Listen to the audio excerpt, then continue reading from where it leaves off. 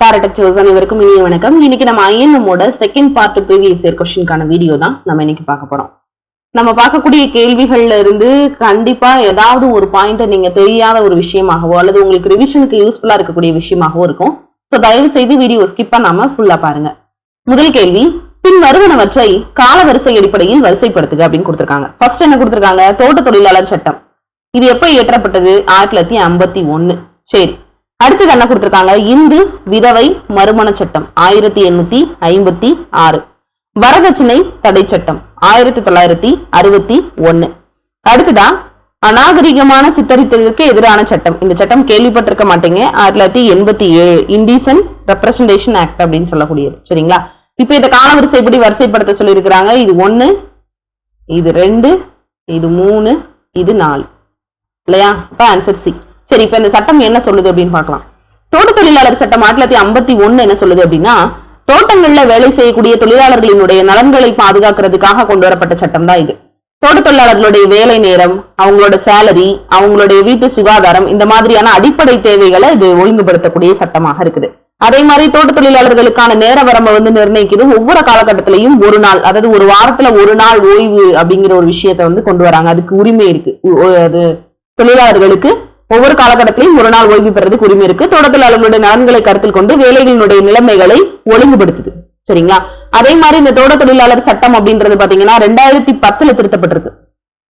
அதே மாதிரி 2010 இந்த தோட்ட தொழிலாளர் சட்டம் 51 அமெண்ட்மெண்ட். சரிங்களா? அடுத்து இந்த திருத்தப்பட்ட விதிகள்லாம் நடைமுறைக்கு வருது. இதன் அடிப்படையில சில சட்டங்கள் கொண்டு வராங்க. தொழிலாளர்களை பாதுகாக்கக்கூடிய மேலும் சில சட்டங்கள். தொழிலாளர்கள் இழப்பீடு சட்டம்.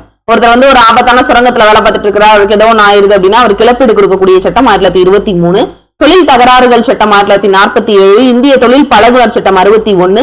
இந்திய தொழிலாளர் வருங்கால வைப்பு நிதி சட்டம் 1952. சுரங்க சட்டம் 1952 தான், நல்லா ஞாபகம் வச்சுக்கோங்க. அடுத்துதான் இந்திய தொழிலாளர் காப்புறுதி சட்டம், எம்ப்ளாயி ஸ்டேட் இன்சூரன்ஸ் ஆக்ட் அப்படின்னு சொல்லக்கூடிய சட்டங்களும் கொண்டு வரப்படுது. சரிங்களா?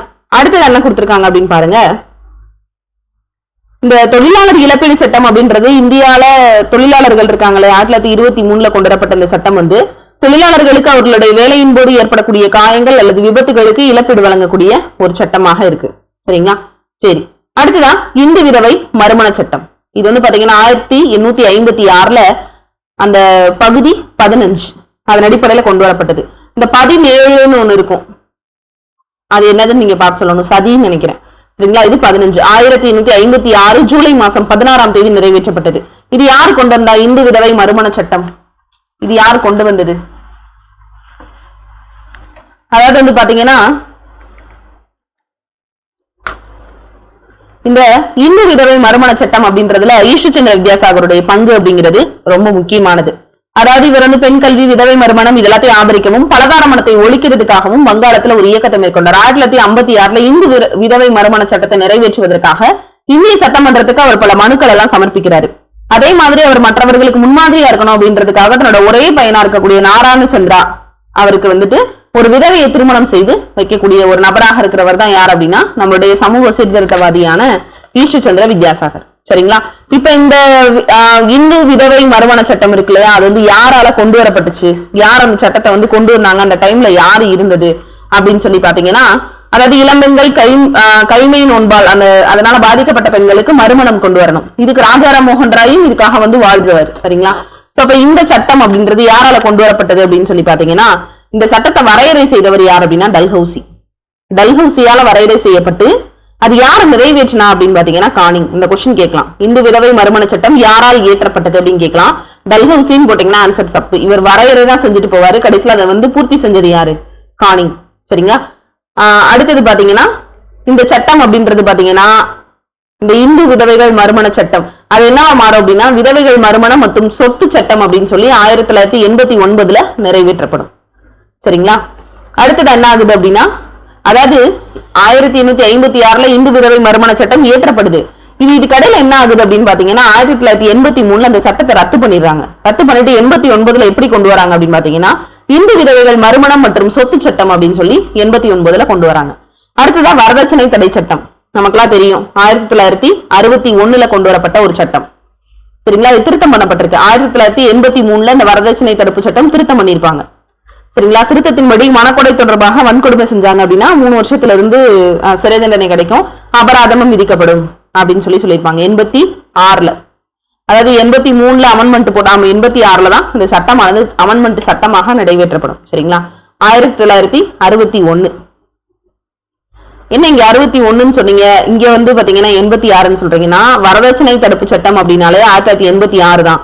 இதனுடைய அமெண்ட்மெண்ட் தான் எது அப்படின்னா 1961. இந்த குழப்பம் அப்படின்றது நம்ம எல்லாருக்குமே இருக்கும்.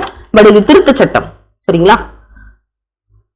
அதாவது என்ன சொல்லுவாங்க அப்படின்னா திருமணத்தின் போது 2 தரப்பினருக்கும் இடையே பணம், பொருட்கள் அல்லது சொத்து கொடுக்கறதையும் பெறுவதையும் இது தடுக்குதுன்றாங்க. ஆனா இது உண்மையிலேயே வந்து நடைமுறையில இருக்கா அப்படின்னு கேட்டீங்கன்னா இல்ல. அடுத்து அநாகரிகமான சித்தரித்தலுக்கு எதிரான சட்டம், இது 1987ல கொண்டு வரப்பட்ட ஒரு சட்டம். சரிங்களா. அடுத்த கேள்வி, சுப்பிரமணிய பாரதியார் ஆசிரியராக பணியாற்றிய மாத இதழினுடைய பெயர் என்ன அப்படின்னு கேட்டிருக்காங்க. பாரதியார் வந்து 1906ல என்ன பண்றாருன்னா இந்தியா சுதேசமித்திரர் எல்லாம் ஆசிரியரா இருக்காரு இல்லையா. சோ இவர் என்ன பண்ணுவாரு அப்படின்னா பெண்களுக்காகவே முழுவதுமாக சக்கரவர்த்தினி அப்படின்ற ஒரு இதழை வந்து தொடங்குவாரு. இதுல பாரதியார் ஆசிரியராக பணியாற்றிய மாத இதழினுடைய பெயர் என்ன அப்படின்னு கேட்டிருக்காங்க. முதல்ல என்னென்ன இருக்கு அப்படின்றத பாத்துக்கலாம். பாரதியாரை பத்தி பாத்துக்கலாம். இந்த சக்கரவர்த்தினி அப்படின்றது பெண்களுக்காகவே வந்து பாரதியாரால் ஏற்றப்பட்ட ஒரு இதழ் அப்படின்னு சொல்லலாம். இதுல இவர் ஒரு குறள் எழுதுறாரு, ஒரு குறள் வெண்பா. குறள் எழுதுறதுக்கு ஒரு திருக்குறள் கிடையாது, திருவள்ளுவர் கிடையாது. இவர் ஒரு குறள் வெண்பா எழுதுறாரு. பெண்மை அறிவுயர பீடோங்கும் பெண்மைதான் உண்மையுற ஓங்கும் உலகு அப்படின்னு சொல்லி அதுல பெண்களை பத்தி எழுதியிருப்பாரு. சரிங்களா. தமிழ் இதழியல் துறையில முதலாக கருத்து படங்களை அறிமுகப்படுத்தினவர் இவர் தான். சரிங்களா. அவரு ரத்னாவளி அப்படின்ற ஒரு இதழ்ல வந்து முழுக்க கருத்து படங்களுக்காகவே கொண்டு வரணும்னு நினைப்பாரு. பட் அது முடியாது. அதுக்காக இந்தியா விஜயான்ற 2லயுமே ஒரு கருத்து படங்கள் வெளியிடுவார். சரிங்களா. அதுல என்ன நிறைய விஷயங்கள் சொல்லுவாரு. எழுதுகோள் தான் தெய்வம், இந்த எழுத்தும் தெய்வம் தான் அப்படின்னு சொல்லுவாரு. அதே மாதிரி இந்த இந்தியா விஜயாலாம் இருக்கு இல்லையா, அதுல எல்லாம் பாத்தீங்கன்னா இந்தியால வந்து ரெட் கலர்ல தான் எழுதுவாரு அந்த எழுத்துக்கள்லாம். ஏன் அப்படின்னா புரட்சி விடுதலை குறிக்கக்கூடியது. அதே மாதிரி தமிழ்ல வந்து தலைப்பிடுறது மகுடமிடல் அப்படிங்கிற ஒரு விஷயத்தை அறிமுகப்படுத்தினவர் யார் தான்? பாரதியார் தான். சரி, இப்ப இங்க ஹிந்து கொடுத்திருக்காங்க. ஹிந்து பத்திரிகையினுடைய ஆசிரியர் யாரு? ஜி சுப்பிரமணிய ஐயர். சரிங்களா. அதுக்கப்புறம் தான் அது கஸ்தூரி ரங்க ஐயர் கிட்ட மாறும். ஆக்சுவலி 1877ல டி முத்துச்சாமி அப்படிங்கிறவர் சென்னை உயர் நீதிமன்றத்தினுடைய நீதிபதி ஆகிறத கண்டிச்சு நிறைய நாளிதழ்கள் விமர்சனம் பண்ணும். என்னடா அப்ப இவங்க தான் இருக்கிறாங்க, அப்ப நம்ம சைடு ஒரு பேப்பர் கூட இல்லையான்றதுக்காக ஆரம்பிக்கப்பட்டதான் ஹிந்து. அதுக்கப்புறமாக ஆரம்பிக்கப்பட்ட இதழ் தான் எது அப்படின்னா சுதேசமித்ரன். இது 1878ல ஹிந்து, 1891ல ஆரம்பிக்கப்பட்ட இதழ் தான் எது? சுதேசமித்ரன். சரிங்களா. 1891ல ஆரம்பிக்கப்பட்ட இதழ் தான் எது அப்படின்னா சுதேசமித்ரன். சரி, அடுத்து பாத்தீங்கன்னா அந்த சுதேசமித்ரனும் யாருடையதான்? ஜி சுப்பிரமணிய ஐயருடையதான். தென்னிந்திய மொழிகள்ல வெளியான முதல் நாளிதழ் இது அப்படின்னு பாத்தீங்கன்னா சுதேசமித்ரன். சரிங்களா. தென்னிந்திய மொழிகள்ல வெளியான முதல் நாளிதழ் இது. ஹிந்து வந்து அது சென்னை நம்மளுடைய இந்தியர்கள்ட்ட ஒரு பேப்பர் கூட இல்லையேன்ற ஒரு ஆதங்கத்துக்கு உருவாக்கப்பட்ட ஒரு இதழ் தான் எது அப்படின்னா ஹிந்து. சரிங்களா. சரி, இந்த யங் இந்தியான்றது யாரை எழுதுனது அப்படின்னு கேட்டீங்கன்னா 1919ல இருந்து 31 வரைக்கும் இது காந்தி தான் வந்து இதை பார்த்துட்டு இருந்தாரு. இதுக்கு ஆசிரியரா ராஜாஜி, மதுரை ஜார்ஜ் ஜோசப் இவங்க எல்லாருமே பொறுப்பேற்று இருந்தாங்க. காந்தி இயற்றிய இன்னொரு இதழ் என்னது அப்படின்னா ஹரிஜன். அந்த ஹரிஜன் இதழ்லையுமே யார் வந்து ஆசிரியரா இருந்தார் அப்படின்னா ஜே.சி. குமாரப்பா, பச்சை காந்தின்னு அழைக்கப்பட்டவர் தான் ஆசிரியராக இருந்தார். இதுல சுப்பிரமணிய பாரதியார் ஆசிரியராக பணியாற்றிய மாத இதழ் சக்கரவர்த்தினி, முழுவதும் பெண்களுக்காகவே அவரால் இயற்றப்பட்டது. சரி, நீல்தர்பன் நாடகம் மூலமாக இண்டிகோ பெயரிடும் விவசாயிகளினுடைய இன்னல்கள் குறித்து யார் கொண்டு வந்தா, என்ன கொண்டு வந்தாங்க? நீல்தர்பன் நமக்கு ஞாபகம் வந்திருக்கும். எங்க வந்திருக்கும்? இண்டிகோ புரட்சி. இண்டிகோ புரட்சி என்ன செய்யும்? நீல்தர்பன் ஞாபகம் வந்திருக்கும். இது யாருடையது அப்படின்னா தீன்பந்து மித்ராவினுடைய ஒரு நாடகம். 1858 மற்றும் 59ல இந்த இண்டிகோ கிளர்ச்சியை சித்தரிச்சு வணிக ரீதியாக அரங்கேற்றப்பட்ட ஒரு முதல் நாடகம் அப்படின்னு சொல்லி என்ன செய்யலாம் அப்படின்னா சொல்லலாம். சரிங்களா. இந்த ரமேஷ் சந்திர தத்தன் ஒரு ஆளை புதுசா கொடுத்திருக்காங்களே, இவர் யாரு? இவர் ஒரு பொருளாதார வல்லுநர். 1863ல வந்து ஒருத்தர் ICS பாஸ் பண்ணுவாரு. சத்யேந்திரநாத் சின்ஹாவா, சத்யேந்திர பிரசாத் சின்ஹாவான்றதை நீங்க கமெண்ட் செக்ஷன்ல சொல்லுங்க. அதே மாதிரி பொருளாதார வரலாற்றுல இவர் வந்து ஒரு பொருளாதார வரலாற்று அறிஞர். ராமாயண, மகாபாரதம் போன்ற காவியங்கள் எல்லாம் டிரான்ஸ்லேட் பண்ண ஒருத்தர். 1869ல இவர் 2ஆவதா பாஸ் பண்ணுவார். இந்திய குடிமை பணி தேர்வுல தகுதி பெற்றிருக்கக்கூடிய நபரா இருப்பார். அதுல அவர் 3ஆவதா வந்திருப்பார். 1899ல இவர் INC-னுடைய லீடர் ஆவார். யாரு? ரமேஷ் சந்திர தத். சரிங்களா. சரி, தாதாபாய் நவ்ரோஜியை பத்தி நமக்கு தெரியும், முதுபெரும் தந்தை அப்படின்னு சொல்லுவோம். பிர்சா முண்டா யாரு? 1875 நவம்பர் 15ல பிறந்திருப்பாரு. இவருடைய பிறந்த தினம் ரொம்பவே முக்கியமானது, நவம்பர் 15. சரிங்களா. நவம்பர் 15. இந்த நவம்பர் 15 வேற யாருக்காவது ஏதாவது ஞாபகம் இருக்கா? நவம்பர் 14 அப்படின்றது குழந்தைகளுடைய தினம், குழந்தைகள் தினம். யாரு? நேருவினுடைய பிறந்த நாள். சரிங்களா? அப்ப நவம்பர் 15 என்ன டே?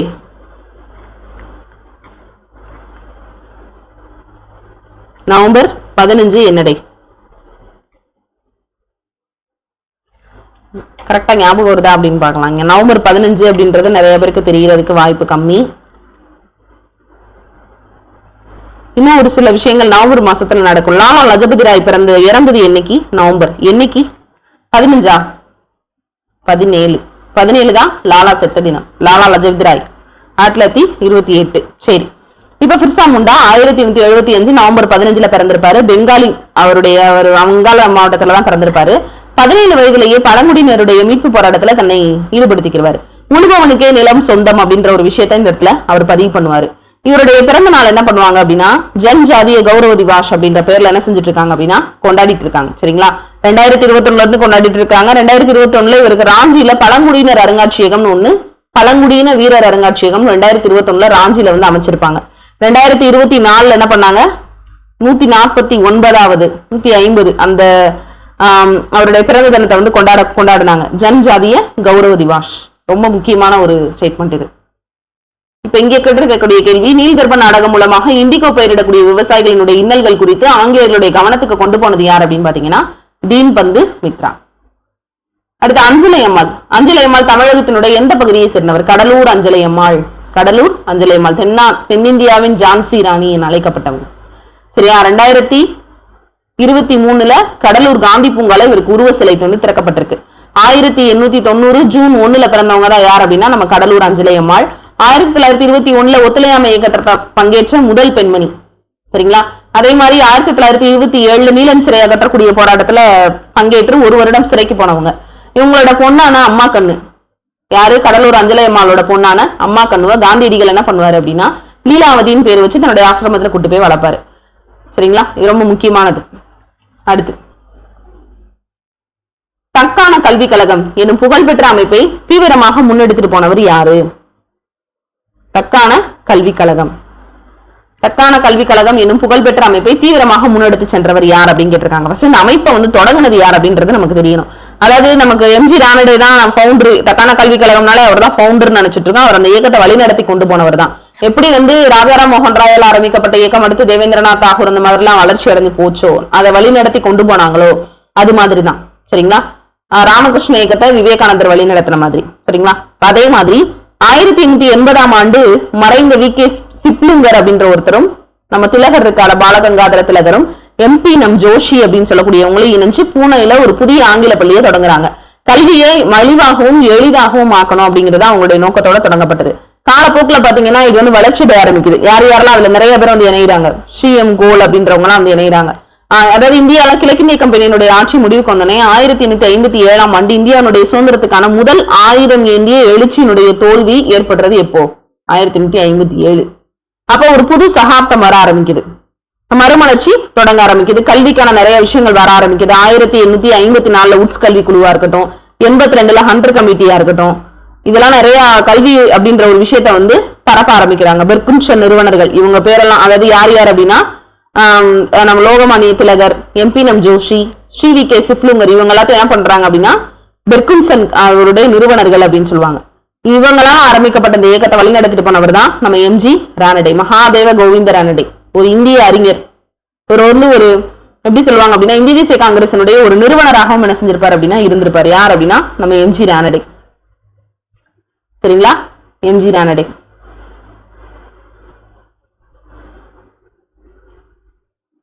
அதே மாதிரி இவர் வந்து பாத்தீங்கன்னா பம்பாய் சட்டமன்றத்தினுடைய உறுப்பினராகவும் என்ன செஞ்சிருப்பாரு அப்படின்னா இருந்திருப்பாரு. இவர் ஞாபகம் வருதான்னு பார்க்கலாம். எம்ஜி ரானடே வேற எந்த விஷயத்தோட தொடர்புடையவராக இருக்கிறாரு?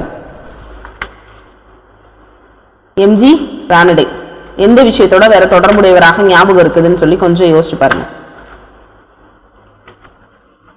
வேற எங்க நம்ம இவரை வந்து பார்த்திருப்போம்? பிரம்ம சமாஜம், ஆரிய சமாஜம், வேற எங்க வராரு? அந்த சமாஜங்கள்ல ஒரு இடத்துல வருவாரு. எங்க வருவாரு? கரெக்டா சொல்லணும்னா எங்க வருவாரு? நீதிபதி எம்ஜி ரானடே. சரிங்களா? அதாவது எம்ஜி ரானடே என்ன பண்ணுவார் அப்படின்னு பாத்தீங்கன்னா BM மலபாரி இவங்க எல்லாருமே மும்பைல பெண்கள் முன்னேற்றத்துக்கான ஒரு இயக்கத்தை என்ன செய்வாங்க அப்படின்னா நடத்துவாங்க. இந்த பிரார்த்தனா சமாஜத்தை நான் வந்து பிரார்த்தனா சமாஜம் தான் ரானடேன்னு சொல்லுவீங்கன்னு நினைச்சேன். நான் பிரார்த்தனா சமாஜம் யார் அப்படின்னு பாத்தீங்கன்னா ஆத்மராம் பாண்டுரங், சரிங்களா, அவரால் ஆரம்பிக்கப்பட்டது.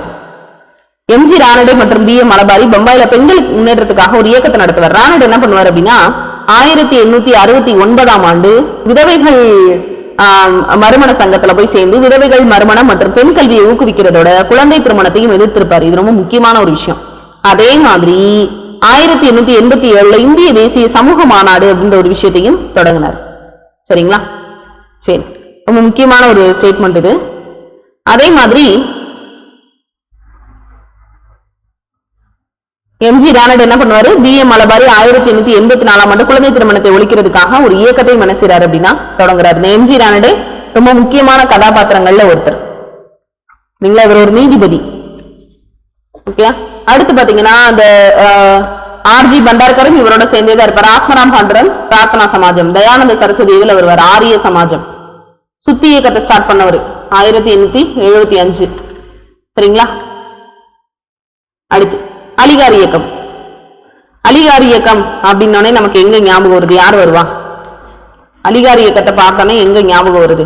அதே மாதிரி எம்ஜி ரானடே பத்தி இன்னொரு விஷயம் சொல்லணும். இவர் என்னன்னா இங்க ஏற்கனவே என்ன பண்றாரு, விதவைகள் மறுமண சங்கம் அந்த மாதிரிலாம் சொல்றாரு. 1861 இவர் என்ன பண்றாருன்னா விதவை மறுமண சங்கம் அப்படின்னு ஒண்ணு நிறுவுறாரு. 1856 விதவை மறுமண சட்டம் ஈஸ்வர்சந்திர வித்யாசாகர் இந்த மாதிரி பலருடைய முயற்சியால கொண்டு வரப்படுது. யார் இயற்றுனா டல்ஹௌசியால வந்து அதன் தீர்மானம் கொண்டு வரப்பட்டு கானிங் இயற்றிருப்பாரு.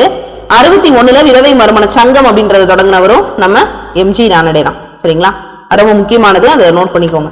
அடுத்தது அலிகார் இயக்கம். முஸ்லிம்களுடைய சமூகத்தை வந்து அறிவுசார் மேம்பாடடைய செய்வதற்காக சர் சையத் அகமது கானால தொடங்கப்பட்ட ஒரு இயக்கம் தான் என்னது அப்படின்னா அலிகார் இயக்கம். சரிங்களா, அதாவது 1857 சிப்பாய் கழகம் வந்து முடிவடையுது. சோ முகலாய பேரரசனுடைய முடிவையும் ஆங்கிலேயர்களுடைய வாரிசையும் என்ன செய்யுது அப்படின்னா பாத்துச்சு. கழகத்துக்கு அப்புறமா வந்து முஸ்லிம் சமூகம் சீரழிந்த நிலையில இருந்துச்சு. அப்ப என்ன பண்றாருன்னா சர் சையத் அகமது கான் முஸ்லிம்களுடைய சமூகம் கல்வி மற்றும் கலாச்சாரம் இது எல்லாத்துலயுமே பின்தங்கி இருக்குன்னு சொல்லி கருதுறாரு. அப்ப என்ன பண்றாரு, அவங்களுடைய சீரழிந்த முறையில இருந்து அவங்களை வெளில கொண்டு வரதுக்கு கல்வி ஒண்ணுதான் அப்படின்றத நம்புறாரு. அப்ப என்ன பண்றாருன்னா தனது பள்ளியை அலிகார்ல நிறுவனதுக்கு அப்புறமா அது அலிகார் இயக்கம் அப்படின்னு சொல்லி அறியப்பட்டிருந்தது. சரிங்களா, உருது இலக்கியத்துல ஒரு புதிய போக்கு என்ன செஞ்சுச்சு அப்படின்னா ஏற்படுத்துச்சு. சரிங்களா, அலிகார் இயக்கம் அலிகார் இயக்கம் அப்படின்னு சொல்லி இவர் இன்னொன்னு என்ன பண்ணுவாருன்னா முகமதியோ ஆங்கில ஓரியன்டல் ஸ்கூல் அப்படின்னு ஒரு ஸ்கூலை நிறுவுறாரு. சரிங்களா, அது பின்னாடி என்னவா மாறுது, காலேஜா மாறுது. எப்போ 1875 அது காலேஜா மாறுது. ஆங்கில ஓரியன்டல் ஸ்கூலை நிறுவுறாரு. 1875 அது காலேஜா மாறுது. 1920 அது யூனிவர்சிட்டியா மாறுது. சரிங்களா, அடுத்து அகமதியா இயக்கம். அப்ப அலிகார் இயக்கம் சர் சையத் அகமது கான் ஒண்ணு. அகமதியா இயக்கம் யார் தொடங்கப்பட்டது அப்படின்னா 1899 மிர்சா குலாம் அகமது அப்படிங்கிறவரால தொடங்கப்பட்டுச்சு. மிர்சா குலாம் அகமது இதுவும் ஒரு இஸ்லாமிய சீர்திருத்த இயக்கம். ஆரிய சமாஜம் மற்றும் கிறிஸ்தவ மிஷனரிகளுக்கு எதிராக இஸ்லாத்தினுடைய பாதுகாவலாக தனது பணிகளை வந்து வகுத்து விட்டவர் தான் யார் அப்படின்னா மிர்சா குலாம் அகமது. அடுத்து தியோபந்த் இயக்கம். தியோபந்த் இயக்கம் அப்படின்னு சொல்லும் போது யார் வருவா, முகமது காசிம் நானாதேவி. அதாவது 19ஆம் நூற்றாண்டுல துவங்கப்பட்ட இஸ்லாமிய சீர்திருத்த இயக்கம் தான் என்னது அப்படின்னு பாத்தீங்கன்னா அந்த தியோபந்த் இயக்கம். முகமது காசிம் நானாதேவி, ரஷீத் அகமது கங்கோத்ரி இவங்க 2 பேரும் 1866 கிட்டத்தட்ட அந்த ஒரிசா பந்தங்கள் நடந்துட்டு இருக்கக்கூடிய டைம்ல தொடங்கியிருப்பாங்க. கல்வி சீர்திருத்தம், காலம் எழுத்து இந்த மாதிரியான விஷயங்களை வலியுறுத்தியது. அடுத்து நட்வத் அல் உலாமா. இது பாத்தீங்கன்னா தியோபந்தை விட ஒரு கம்மியான அளவு பழமைவாதம். அப்ப தியோபந்த்ல ரொம்ப பழமைவாதம் இருந்திருக்கு அப்படின்றது அர்த்தம். 1894 லக்னோல சிப்லி நுமானி அப்படின்ற ஒரு வரலாற்று ஆசிரியரால உருவாக்கப்பட்டுச்சு. சிப்லி நுமானி அப்படின்னு சொல்லக்கூடிய ஒரு வரலாற்று ஆசிரியரால 1894 உருவாக்கப்பட்டுச்சு. நவீன மேற்கத்திய கல்வியினுடைய வருகையை தொடர்ந்து வந்த இறை மறுப்பு கொள்கை அதை வந்து என்ன செஞ்சிச்சு அப்படின்னா அந்த இயக்கம் வந்து கண்டிச்சிருக்கும். சரிங்களா, இப்ப 4, 3, 2, 1 ஆப்ஷன் பி. அடுத்து ஈஸ்வர்சந்திர வித்யாசாகர் பற்றிய கூற்று. ஈஸ்வர்சந்திர வித்யாசாகர் அப்படின்றாலே நமக்கு தெரியும், அவர் ஒரு வங்காளத்தை சேர்ந்தவர். மிட்னாப்பூர்ல பிறந்திருப்பாரு. 1820 செப்டம்பர் 26. சரிங்களா, வங்காள இருக்கக்கூடிய மிட்னாப்பூர்ல பிறந்திருப்பாரு. 14 வயதிலே இவருக்கு கல்யாணம் முடிச்சு வச்சிருவாங்க. அவருடைய சமஸ்கிருத மொழி இலக்கணத்தினுடைய சிக்கலான கருத்துக்களை புரிஞ்சு கொள்ளணும் அப்படின்றதுக்காக அவற்றை என்ன பண்ணுவாருன்னா வங்க மொழியில விளக்கக்கூடிய உபகர மோனிகா மற்றும் பயோகரம் கௌமுடி அப்படின்னு சொல்லக்கூடிய 2 புக் எழுதுவார். உபகர மோனிகா பயாகரன் கௌமுடி அப்படின்னு சொல்லக்கூடிய 2 புக் என்ன செய்வார் அப்படின்னா எழுதுவார். வித்யாசாகர் கல்லூரியை 1872 நிறுவுறாரு. இந்தியால இந்தியருக்காகவே இந்தியரால் நிதியுதவி மற்றும் பயிற்சி அளிக்கப்பட்டு நடத்தப்பட்ட முதல் தனியார் கல்லூரி அப்படின்னா அந்த வித்யாசாகர் கல்லூரி தான். இது ரொம்ப முக்கியமான ஒரு விஷயம். சரிங்களா? அதே மாதிரி வித்யாசாகர்னாலே விதவை மறுமணத்தை ஆதரிச்சக்கூடிய ஒரு நபர். சரிங்களா? அதே மாதிரி விதவை மறுமணம் கண்டிப்பா அவர் ஆதரிச்சிருப்பாரு. குழந்தை திருமணத்தை பத்தி இவர் பேசலாம். நான் விதவை மறுமணத்தை பத்தி என்ன பண்ணிருப்பாரு அப்படின்னா ஈஸ்வர் சந்திர வித்யாசாகர் பேசியிருப்பாரு. வங்காளத்தை சேர்ந்த ஒரு சீர்திருத்தவாதி. எங்க பிறந்தாரு? மிட்னாப்பூர்ல பிறந்திருப்பாரு. எப்ப பிறந்தாரு? 1820 பிறந்திருப்பாரு. சரிங்களா? அதே மாதிரி இவர் 1856 விதவை மறுமணம் சட்டம் இயற்றுவதற்கு ஒரு முன்மாதிரியாக இருந்தாரு. தன்னோட பையனுக்கு ஒரு இளம் விதவையை என்ன செஞ்சிருப்பாரு அப்படின்னா திருமணம் முடிச்சு வச்சிருப்பாரு. சரிங்களா? இவர் விதவை மறுமணத்தையும் என்ன செஞ்சிருப்பாரு? பெண் கல்வி, விதவை மறுமணம் ரெண்டையுமே இவர் ஆதரிச்சிருப்பாரு. இங்க ஆப்ஷன்ல 1 மட்டும் தான் கொடுத்திருக்காங்க. ஆக்சுவலி ஆப்ஷன் 1, 2 இதுக்கு ஆன்சராக வரும். சோ அப்படி பாத்தீங்கன்னா பி தான் கரெக்டான ஆன்சரா இருக்கும். சரி, அதே மாதிரி ஜேடி பெரின் ஸ்கூல்ஸ் அப்படின்ற ஒன்னையும் என்ன செஞ்சிருப்பாங்க அப்படின்னா நிறுவிருப்பாங்க. எப்போ? 1849. அதே மாதிரி இந்த விதவை மறுமண சட்டம் இருக்கு இல்லையா, பார்ட் 15 1856. இதுல விதவைகளினுடைய மறுமணம் அப்படின்றது சட்டப்பூர்வமாக்கப்பட்டிருக்கு. சரி, அடுத்த கேள்வி. வாரணாசிங்ஸ் பிரபு இடைப்பட்ட நாடுகளை தக்க வைத்துக் கொள்றதுக்கு எந்த மாதிரியான கொள்கையை கடைபிடிக்கிறாரு அப்படின்னு கேட்டிருக்காங்க. வாரணாசிங்ஸ் யாருக்கு அப்புறம் வருவா? Robert Clive. வாரணாசிங்ஸ் வங்காளத்தில் இரட்டையாட்சி முறை அறிமுகப்படுத்தியவர் ராபர்ட் கிளைவ். ராபர்ட் கிளைவுக்கு அப்புறமா வந்தவர் தான் வாரணாசிங்ஸ். 1773 இருந்து 1785 வரைக்கும் வங்காளத்தினுடைய முதல் தலைமை ஜெனரல். சரிங்களா? Governor general of Bengal. சரிங்களா? இவர் பின்பற்றிய கொள்கை எது அப்படின்னா சுற்றுவேலி கொள்கை. எல்லாம் எனக்கு தான் அப்படின்னு நினைக்கக்கூடிய ஒரு நபர். வாரிசிலப்பு கொள்கை யாரு? டல்ஹவுசி. துணைப்படை திட்டம் யாரு? வெல்லஸ்லி. பிரிட்டிஷ் இந்தியாவின் அக்பர் அப்படின்னு சொல்றதா யார சொல்லுவாங்க? வெல்லஸ்லியை சொல்லுவாங்க. பிரிட்டிஷ் இந்தியாவின் அக்பர். சரிங்களா? அப்ப வாரணாசிங்ஸ் என்ன பண்றாரு? இடைப்பட்ட நாடுகளை தக்க வைத்துக் கொள்ளணும் அப்படின்றதுக்காக என்ன பண்றாரு? சுற்றுவேலி கொள்கை அப்படின்ற ஒரு கொள்கையை கடைபிடிக்கிறாரு. சரிங்களா? அதாவது வாரணாசிங்ஸ் வங்காளத்தினுடைய முதல் ஆளுநர். 1774 வங்காளத்தினுடைய முதல் கவர்னர் ஜெனரலாக அவர் பதவியேற்கிறார். 1774 அவர் கவர்னர் ஜெனரல் ஆஃப் பெங்காலாக பதவியேற்கிறாரு. 85 பதவி விலகிடுவார். சரிங்களா? பிளாசி போருக்கு அப்புறமா மீர் ஜாஃபர் நவாபா வந்ததுக்கு அப்புறமா வங்காளத்தினுடைய தலைநகர முர்ஷிதாபாத்ல இருந்து பிரிட்டிஷ் குடியேறப்பாளராக அந்த முர்ஷிதாபாத்ல இவர் தான் கிங்கா மாறுவார். இவருடைய ஆட்சி காலத்துலதான் முதல் ஆங்கிலோ மராத்தா வார் நடக்கும், 2வது ஆங்கிலோ மைசூர் வார் நடக்கும். இந்த வார்ஸ் படிக்கும் போது அந்த டைம்ல யார் கவர்னர் ஜெனரலா இருந்தான்றதையும் நம்ம படிச்சு வச்சுக்கணும். இவருடைய பதவி காலத்துல இன்னொரு முக்கியமான விஷயம் என்னது? 73 ஒழுங்குமுறை சட்டம் இயற்றப்படுது. சரிங்களா? அதாவது 1785 வங்காள ஆசிய சங்கத்தை உருவாக்குறதுல சர் வில்லியம் ஜோன்ஸ் என்ன செஞ்சிருப்பாரு அப்படின்னா ஆதரிச்சிருப்பாரு. அதே மாதிரி ராபர்ட் கிளைவ் என்ன பண்ணுவாரு? இரட்டையாட்சி முறையை அறிமுகப்படுத்தினார். அதை ஒழிச்சது யாரு? வாரணாசிங்ஸ். இரட்டை அமைப்புல நிறுவனத்துக்கு திவானி உரிமைகள், வரி வசூலிக்கக்கூடிய உரிமைகள் இருந்துச்சு. நிஜாம் அல்லது இந்திய தலைவர்கள் நிர்வாகத்தை கொண்டிருந்தாங்க. நவாபினுடைய உதவித்தொகை 32 லட்சமா இருந்தது, அதை 16 லட்சமா குறைச்சிருப்பாரு. முகலாயர்களுக்கு ஆண்டுதோறும் செலுத்தப்படக்கூடிய காணிக்கையும் ஸ்டாப் பண்ணிடுவாரு. நிறைய மன்னர்களை ஒடுக்கணும் அப்படின்ற நோக்கத்தோட கொண்டு வந்திருப்பாரு. அதே மாதிரி வருவாய் வசூலுக்காக கல்கட்டால ஒரு வருவாய் ரெவென்யூ போர்டை அமைச்சிருப்பாரு. கருவூலத்தை முர்ஷிதாபாத்ல இருந்து கல்கட்டாக்கு மாத்திருப்பாரு. 1772 பாத்தீங்கன்னா கல்கட்டா தான் பெங்காலோட தலைநகராக மாறி இருக்கும். ஒவ்வொரு மாவட்டத்துக்கும் கலெக்டர்ஸ் அப்பாயிண்ட் பண்ணிருப்பாரு. இது ரொம்ப முக்கியமான ஒரு விஷயம். கலெக்டர்ஸ் அப்பாயிண்ட் பண்ணிருப்பாரு. ஒரு கணக்காளர் ஜெனரலும் அப்பாயிண்ட் பண்ணுவாரு. நியாயமற்ற அபராதங்கள் நீக்கப்பட்டு வாடகை உயர்த்துறதுல கட்டுப்பாடுகள் விதிக்கப்பட்டிருந்தது. நிறைய ஜமீன்தாரி துறையில சீர்திருத்தங்கள் நீதித்துறையில கொண்டு வந்திருப்பாரு. ஜமீன்தாரர்களுடைய நீதித்துறை அதிகாரங்கள் ஒழிக்கப்பட்டுரும். சிவில் மற்றும் குற்றவியல் நீதிமன்றங்கள் நிறுவப்படும். கல்கட்டால 2 மேல்முறையீட்டு நீதிமன்றங்கள் இருக்கப்படும். அதே மாதிரி பாத்தீங்க எலிஜா இம்பே தலைமையில ஒரு கோர்ட் அமைப்பாங்க இல்லையா? அதுக்கப்புறம் பாத்தீங்கன்னா சிவிலுக்கு சர் திவானி அதாலத், குற்றவியலுக்கு சர் நிஜாம் அதாலத் அப்படின்னு சொல்லக்கூடிய 2 மேல்முறையீட்டு நீதிமன்றங்கள் உருவாக்குவாரு. முஸ்லிம் குரான்ல இருக்கக்கூடிய சட்டத்தின்படியும் இந்துக்களுக்கு அவங்களோட சட்டத்தின்படியும் விசாரிக்கப்படணும் அப்படின்னு சொல்லுவாரு. இந்துக்கள்ல இந்து பண்டிதர்களால் தயாரிக்கப்பட்ட இந்து சட்ட தொகுப்பு ஆங்கிலத்திலையும் மொழிபெயர்க்கப்பட்டிருக்கும். வங்காளத்தில் இருந்த கொள்ளையர்களை அவர் கடுமையாக தண்டிப்பார். அதே மாதிரி இந்திய மற்றும் வெளிநாட்டு பொருட்களுக்கு 2% அப்படின்னு சொல்லக்கூடிய சீரான வரியை அறிமுகப்படுத்தியிருப்பார்.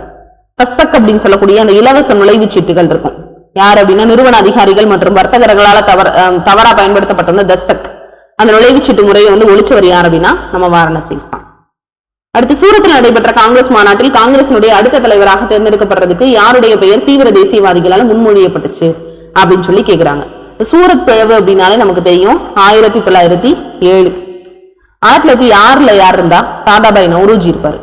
12th லெசன்ல இருக்கும் இந்த இதெல்லாம். 1906 வந்து தாதாபாய் நவ்ரோஜி. இங்க என்ன தீர்மானம் நிறைவேற்றப்படுது? சுயராஜ்யம், ஸ்வராஜ் அப்படின்ற ஒரு விஷயம். ஏன்னா அதுக்கப்புறம் சுதேசி வர ஆரம்பிக்குது இல்லையா? அப்ப 1906 தாதாபாய் நவ்ரோஜி. 1907 என்ன ஆகுது அப்படின்னா சூரத் காங்கிரஸ் செஷன்ல என்ன செய்யுது? மிதவாதிகள் தீவிரவாதிகள் 2 பிரிகிறாங்க. சரிங்களா? அப்போ ராஷ்டிகாரி கோஷ் தலைமையில நடக்கும். சரிங்களா? இங்க சூரத்ல திருப்பி அடுத்த வருஷமே இந்த மீட்ல வந்து பிரிஞ்சிருவாங்க, பிரச்சனை நடக்கும். அப்ப 1908 மெட்ராஸ்லயும் ஒரு மீட் நடக்கும். அங்கேயும் யாருதான் தலைவரா இருப்பா அப்படின்னா ராஷ்டிகாரி கோஷ் தான் தலைவரா இருப்பாரு. ஆனா அவர் தேர்ந்தெடுக்கப்படுறதுக்கு முன்னாடி காங்கிரசினுடைய அடுத்த தலைவராக தேர்ந்தெடுக்கப்படுறதுக்கு தீவிர தேசியவாதிகளால யாரோட பேர் முன்மொழியப்படுதுன்னா லாலா லஜபதி ராயோட பேர் முன்மொழியப்படுது. 1909 யார் இருப்பா அப்படின்னு பாத்தீங்கன்னா லாகூர் காங்கிரஸ் செஷன்ல மதன் மோகன் மாளவியா வந்து இருப்பாரு. இந்த காங்கிரஸ் செஷன் ரொம்பவே முக்கியமான ஒரு செஷன். எதுல யார் யார் இருந்தா அந்த மாதிரி விஷயங்கள்லாம் பார்த்து வச்சுக்கோங்க.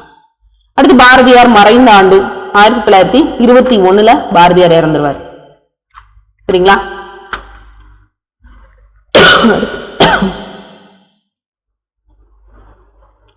அதே மாதிரி இன்னொரு ஒரு முக்கியமான விஷயம் என்ன இங்க அப்படின்னு பாத்தீங்கன்னா பனாரஸ் காங்கிரஸ் செஷன் நடக்கும் 1905. அதுல வந்து வங்காள பிரிவினைக்கு எதிராக அதிருப்தி தெரிவிச்சிருப்பாங்க. அந்த ஒரு விஷயங்கள்லாம் நடக்கும். சரிங்களா? அடுத்தது பாரதியார் மறைந்த ஆண்டு. அதுக்கப்புறமா நேஷனல் ஹெரால்டு பத்திரிகை. நேஷனல் ஹெரால்டு பத்திரிகை யாரால தொடங்கப்பட்டுச்சு? அதாவது ஜவஹர்லால் நேருவால் தொடங்கப்பட்ட பத்திரிகையினுடைய பெயர் என்ன அப்படின்னு கேட்டிருக்காங்க. National Herald. இந்த நேஷனல் ஹெரால்டு பத்திரிகை வந்து பாத்தீங்கன்னா 1938 ஜவஹர்லால் நேருவால லக்னோல தொடங்கப்பட்ட ஒரு பத்திரிகை. இதனுடைய உருது மொழிபெயர்ப்பு தான் குவாமி ஆவாஷ் அப்படின்ற பேர். இதனுடைய உருது மொழிபெயர்ப்பு குவாமி ஆவாஷ். அதே மாதிரி இந்தி மொழிபெயர்ப்பு நவஜீவன். இந்தியில மொழிபெயர்த்தது நவஜீவன். நல்லா ஞாபகம் வச்சுக்கணும். நேஷனல் ஹெரால்டு பத்திரிகையினுடைய உருது மொழிபெயர்ப்பு தான் குவாமி ஆவாஷ், இந்து மொழிபெயர்ப்பு நவஜீவன். இந்த பத்திரிகை ஜவஹர்லால் நேருவால 1938 ஆரம்பிக்கப்படுது. 42 இந்த இதழுக்கு தடை விதிச்சிருவாங்க. திருப்பி இந்த இதழ் கொண்டு வரப்படும், அது வேற விஷயம். சரிங்களா? காமன்வெல் யாரு? அன்னிபெசன்ட். யங் இந்தியா நம்ம இப்பதான் பார்த்தோம். நம்ம இவர் காந்தி. காதர் பத்திரிகை, காதர் கட்சிகள் தொடங்குவாங்க இல்லையா, அவங்களுடைய. அடுத்து ராஜாஜி பதவி விலகிறதுக்கு காரணமா இருக்கக்கூடிய ஒரு விஷயம் என்னது அப்படின்னு பாத்தீங்கன்னா குலக்கல்வி திட்டம். இந்தியாவினுடைய கடைசி தலைமை ஆளுநர் யார் அப்படின்னா நம்ம ராஜாஜி. ஐஎன்சியினுடைய லீடரா இருந்திருப்பாரு. இவர் பாரத ரத்னா விருது பெற்றவர். அதே மாதிரி பாத்தீங்கன்னா 1959 சுதந்திரா கட்சி அப்படின்னு ஒரு கட்சி நிறுவுவார். 1930 வேதாரண்யம் சத்தியாகிரகத்துல ஹீரோவே இவர் தான். 1937 சிஎம் ஆகி என்ன பண்ணுவாரு? மிகப்பெரிய டாஸ்கா இருக்கக்கூடிய மதுவிலக்க கொண்டு வருவார். அப்ப நிறைய வந்து குடிமகன்களாலதான் நாடை இயங்கிக்கிட்டு இருக்குன்ற மாதிரி அந்த வரி எல்லாம் அதுலதான் இருக்கும். அப்ப என்ன பண்ணுவாருன்னா விற்பனை வரியை அறிமுகப்படுத்துவார். 1939 சேல்ஸ் டாக்ஸ் அறிமுகப்படுத்துவார். அந்த வரியில போய் ஈடு செய்யறதுக்காக 52 சிஎம் ஆவாரு. 52 சிஎம் ஆவாரு. என்ன பண்ணுவாங்க அப்படின்னா இந்த டைம்ல என்ன ஆகும் அப்படின்னா குலக்கல்வி திட்டம் கொண்டு வந்தாரு அப்படின்னு சொல்லிட்டு அவர் மேல ஒரு அதிருப்தி இருக்கும். சரிங்களா? அதாவது வந்து பாத்தீங்கன்னா அந்த டைம்ல வந்து 1951 ஆண்டு மக்கள் தொகை கணக்கெடுப்பின்படி சென்னை மாநிலத்தில் 21% பேர் கல்வி அறிவு பெற்றிருந்தவங்களா இருந்திருப்பாங்க. 1950-51 மாநில அரசு தொடக்க கல்விக்காகவே நிறைய ஃபண்டுகளை ஒதுக்கும்.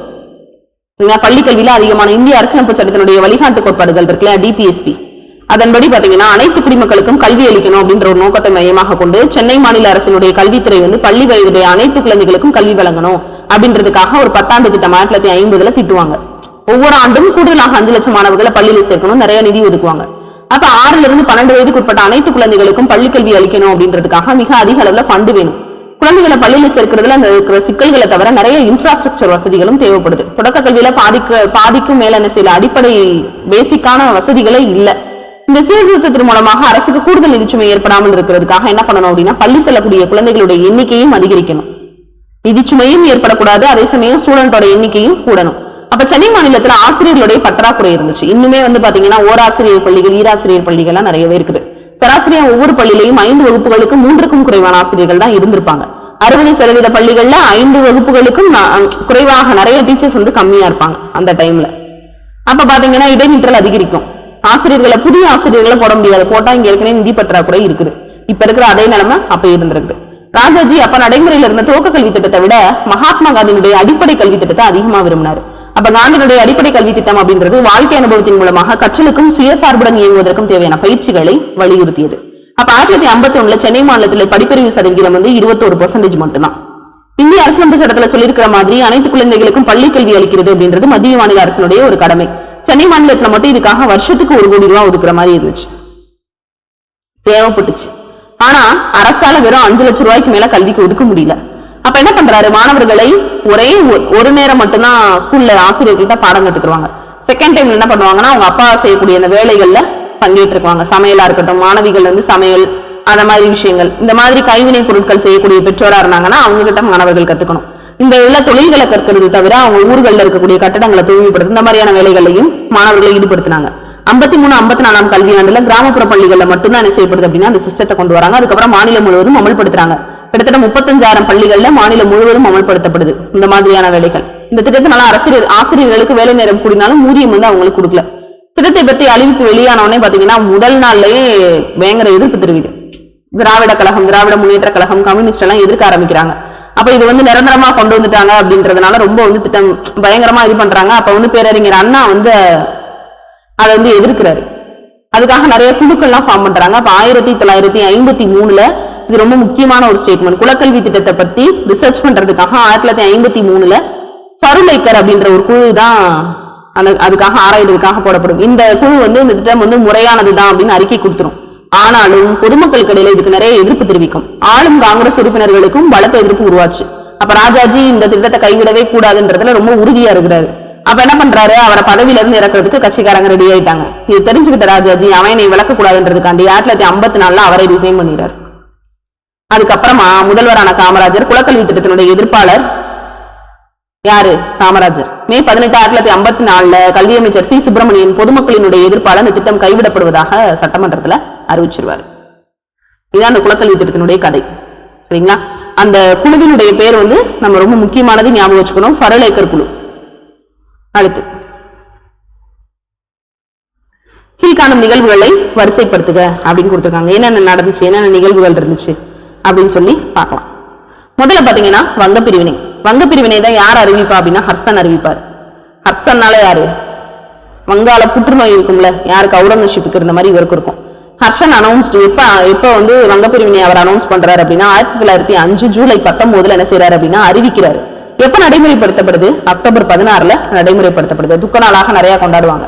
அதே மாதிரி இந்த வங்காளம் ஏன்னா முஸ்லிம்கள் இவங்கெல்லாம் நிறைய இருக்கிறாங்கன்னு சொல்லி அவர் அதை மையப்படுத்தி தான் பிரிப்பாரு. ஆனா நிர்வாக சுமைன்னு சொல்லிடுவாரு. கடைசியில் இது எப்ப இணையும், 1911 இணையும் போது யார் இருந்திருப்பா, கவர்னரா ஆர்டின்ஸ் இருந்திருப்பாரு. ரொம்ப முக்கியமானது இதெல்லாம். அடுத்துதான் ஒத்துழையாமை இயக்கம் 1920 ஆகஸ்ட் 1 என்ன செய்யப்படுது அப்படின்னா தொடங்கப்படுது. இந்த டேட் எல்லாம் 12th புக்ஸ்ல நிறைய இருக்கு. சோ அதெல்லாம் ரொம்ப முக்கியமான விஷயம், ரெஃபர் பண்ணிக்கோங்க. அடுத்தது பாத்தீங்கன்னா இந்த ஒத்துழையாமை இயக்கம் காந்தி தொடங்குறாரு. இப்ப யார் நிப்பாட்டுறா அப்படின்னு பாத்தீங்கன்னா 1922 சௌரி சௌரா நடக்கும் இல்லையா, அதுலதான் இந்த இயக்கமானது திரும்ப பெறப்படுது. கிலாபத் இயக்கம் 1919 இருந்து 24 முதல் உலக போர்ல துருக்கி தோல்வி அடைஞ்சிரும். அப்ப செவரஸ் உடன்படிக்கை மூலமாக முடிவுக்கு வரும் இல்லையா, அப்ப அந்த இதுல அவங்களுடைய கலிஃபா அவமானப்படுத்தப்படுறது இது பண்ணி கிலாபத் இயக்கம் தான் ஆரம்பிப்பாங்க. அக்டோபர் 17 கிலாபத் தினம். அக்டோபர் 17 1919 தான் கிலாபத் தினம். அது சூரத் பிளவு நம்ம ஏற்கனவே பார்த்தோம், ராஷ்பிகாரி கோஷ் 8லயும் அவர் தான் ஐஎன்சியினுடைய லீடராக இருப்பாரு. சூரத் பிளவு மிதவாதிகளும் தீவிரவாதிகளும் பிரிகிறது. இப்ப இதை காலவரிசைப்படுத்த சொல்லியிருக்காங்க. வங்கப்பிரிவினை 1900, வங்கப்பிரிவினை இப்போ 5, ஒத்துழையாமை இயக்கம் 20, கிலாபத் இயக்கம் 19, சூரத் பிளவு 7. அப்ப 1, 2, 3, 4. அப்ப அப்படி பாத்தீங்கன்னா 1, 4, 3, 2 ஆப்ஷன் டி. அடுத்தது இந்தியாவில் முதல் மக்கள் தொகை கணக்கெடுப்பு 1872ஆம் ஆண்டு தொடங்கப்பட்டது அப்படின்னு கொடுத்திருக்காங்க. முதல் மக்கள் தொகை கணக்கெடுப்பு மேய பிரபுவால நடத்தப்படும் இந்த கணக்கெடுப்பு 1872. அடுத்ததா முழுமைப்படுத்தப்பட்ட முழுமையான முதல் மக்கள் தொகை கணக்கெடுப்பு 1881 ரிப்பன் பிரபுவால மேற்கொள்ளப்படும். அதாவது இந்தியாவினுடைய முதல் மக்கள் தொகை கணக்கெடுப்புன்னு கேட்டா 1872 தான். முறைப்படுத்தப்பட்ட முழுமையான மக்கள் தொகை கணக்கெடுப்புனா 1881. இங்க இருந்தது மேய பிரபு, இங்க இருந்தது ரிப்பன் பிரபு. ரிப்பன் எங்கள் அப்பன்னு சொல்லுவோம் இல்லையா. ரெண்டு கூற்றுகளும் சரி, ரெண்டும் சரியான பதில், ஆப்ஷன் சி. அதே மாதிரி பாத்தீங்கன்னா இந்த முதல் மக்கள் தொகை கணக்கெடுப்பு அப்படின்ற ஒரு விஷயம் இருக்கு இல்லையா, இப்ப யார் இருக்கா, தற்போதைய மக்கள் தொகை கணக்கெடுப்பு அப்படின்றதுல யார் இருக்கா அப்படின்னா மிருது சஞ்சய் குமார் நாராயணன் அப்படின்றவர் தான் மக்கள் தொகை கணக்கெடுப்பு ஆணையராக இருக்கிறார். 2025 தான் அவங்க கணக்கெடுப்பு மேற்கொள்ள போறாங்க. ஒரு வருஷத்துக்குள்ள அவங்க ரிப்போர்ட் கொடுப்பாங்க. 26 வரைக்கும் இவர் பதவியில் இருப்பாருன்ட்டாங்க. அதாவது 1961 வரை தற்காலிகமான ஒரு அமைப்பு தான் சென்சஸ் முடிவுகளை ஒழுங்குபடுத்திட்டு இருந்தாங்க. 61 தான் இந்திய உள்துறை அமைச்சகத்தால் நிறுவப்பட்ட இந்திய பதிவாளர் ஜெனரல் மற்றும் மக்கள் தொகை கணக்கெடுப்பு ஆணையர் அப்படின்ற பதவி உருவாக்கப்படும். அப்ப யார் இருந்தா அப்படின்னா அசோக் மித்ரா இருந்தாரு. இப்ப மிருதுகுமார் சஞ்சய் இருக்கிறார். மிருது சஞ்சய் குமார் நாராயணன் அப்படின்ற ஒருத்தர் இருக்கிறார். ரொம்ப முக்கியமானது மக்கள் தொகை கணக்கெடுப்பு பத்தி. சரிங்களா? இதோட செகண்ட் பார்ட் வீடியோ அப்படின்றது முடியுது. நம்ம தேர்ட் பார்ட்டை அடுத்த வீடியோல பார்க்கலாம். நன்றி.